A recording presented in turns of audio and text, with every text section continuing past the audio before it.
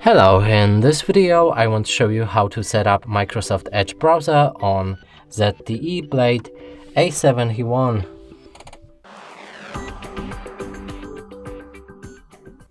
And to do this we'll need to open our Google Play Store.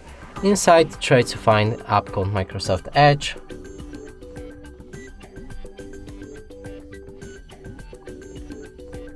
Select it and download it.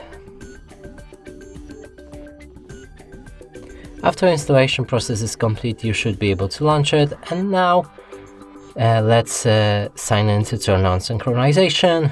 We can skip it. Set up for a data sharing preference. Set Microsoft Edge as a default browser. And finally, we can start browsing. And that's it for this video. Hope you like it. Please consider subscribing to our channel, leave a like and a comment below.